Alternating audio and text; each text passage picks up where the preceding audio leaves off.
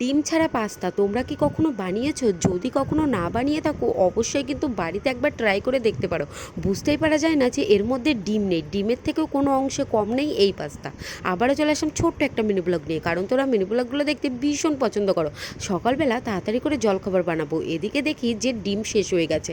তাই ভাবলাম ঘরে যা আছে সেটা দিয়ে পাস্তাটা বানিয়ে নিই। তো কটা পেঁয়াজ কুচিয়ে নিয়েছিলাম, একেবারেই সরু সরু করে নিইনি, একটু মোটা মোটা করে নিয়েছিলাম। তার সঙ্গে কটা চিনেবাদাম কিন্তু আমি ভেজে নিয়েছিলাম, লঙ্কা কুচানো একটু রসুন কুচানো দিয়ে তেলের মধ্যে সুন্দর করে হালকা একটু ভেজে নিয়ে এই তো সিদ্ধ করে রাখা পাস্তাগুলো কিন্তু দিয়ে দিয়েছি। এইবার আমি এর মধ্যে লবণ আর হলুদ দিয়ে বেশ সুন্দর করে কিন্তু সমস্ত পেঁয়াজ কুচানো, তারপরে লঙ্কা কুচানো রয়েছে, সমস্ত কিছুর সঙ্গে বেশ সুন্দর করে কিন্তু মাখিয়ে নিলাম। এইবার দিয়ে দিলাম এর মধ্যে ম্যাগি মশলা। আর পাস্তার মশলা থেকে কিন্তু ম্যাগি মশলা দিলে খেতে কিন্তু ভীষণ ভালো লাগে। এইবার আমি লাস্টে নামানোর আগে কিন্তু টমেটো সস দিয়ে দিলাম। এটা দিয়াতেই কিন্তু এর টেস্টটা আরও দ্বিগুণ কিন্তু বেড়ে গেছে।